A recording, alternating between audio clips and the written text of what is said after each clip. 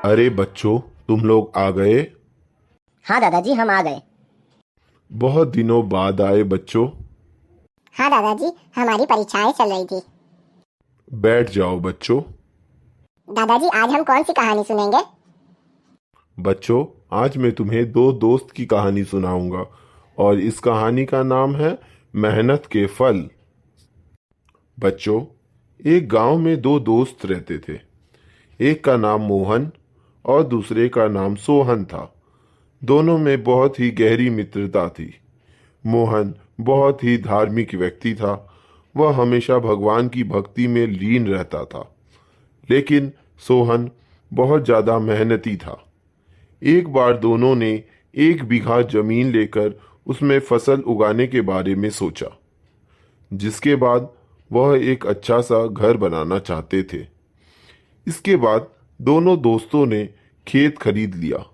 सोहन दिन रात खेत में मेहनत करता और मोहन मंदिर में बैठकर फसल अच्छी होने के लिए भगवान से प्रार्थना किया करता।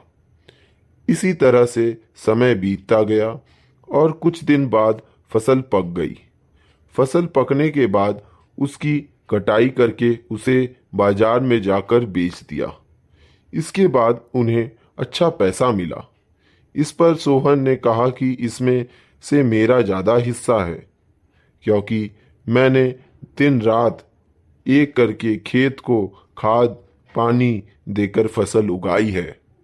लेकिन यह बात सुनकर मोहन गुस्सा हो जाता है और कहने लगता है कि धन का ज़्यादा हिस्सा मुझे मिलना चाहिए, क्योंकि मैंने खेत में अच्छी फसल होने के लिए भगवान से प्रार्थना की है और जब तक भगवान की मर्जी ना हो तब तक कोई भी कुछ नहीं कर सकता। दोनों इस बात को लेकर लड़ने लगे। अब यह बात गांव के मुखिया तक पहुंच गई। गांव के मुखिया ने सारी बात सुनने के बाद एक फैसला किया।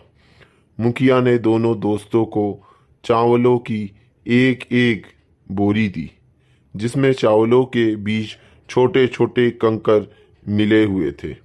मुखिया ने कहा, इस चावलों की बोरी को घर ले जाओ और इसमें से सुबह तक चावल और कंकर अलग अलग करके लेकर आओ।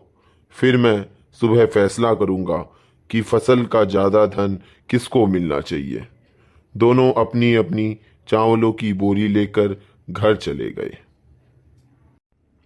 सोहन अपनी चावलों की बोरी को खोलकर उसमें से कंकर अलग अलग करने में लग गया। मोहन अपनी चावलों की बोरी को लेकर मंदिर में चल गया और भगवान से चावलों से कंकर को अलग करने के लिए प्रार्थना करने लगा। बोलने लगा कि भगवान, मेरे चावलों से कंकर अलग अलग कर दो। दोनों अगली सुबह मुखिया के पास पहुंचे।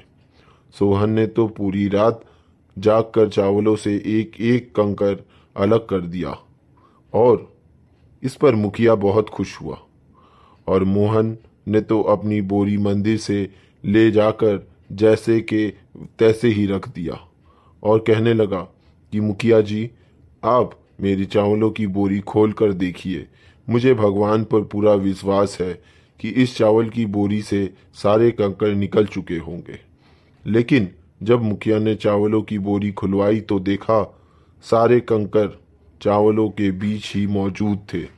मुखिया ने मोहन को समझाते हुए कहा कि भगवान भी हमारी मदद जब ही करते हैं जब हम अपनी तरफ से मेहनत करते हैं। यह बात समझते हुए मुखिया ने फसल का ज्यादा धन सोहन को दे दिया। इसके बाद से मोहन भी सोहन के साथ खेत में मन लगाकर मेहनत करने लगा। इस बार इसके खेत में और भी ज्यादा अच्छी फसल हुई। अच्छा बच्चों, बताओ इस कहानी से हमें क्या शिक्षा मिली? दादाजी, इस कहानी से हमें यह शिक्षा मिली कि हम जब तक अपनी तरफ से मेहनत नहीं करेंगे तो भगवान भी हमारी मदद नहीं करेगा, क्योंकि भगवान भी हमारी सहायता तभी करते हैं जब हम अपनी तरफ से मेहनत करते हैं। सही कहा बच्चों। आज की हमारी कहानी यही समाप्त होती है। और भी ऐसी कहानी सुनने के लिए आप हमारे चैनल दादाजी के किस्से सुनते रहिए और हाँ, लाइक शेयर और सब्सक्राइब करना मत भूलिएगा।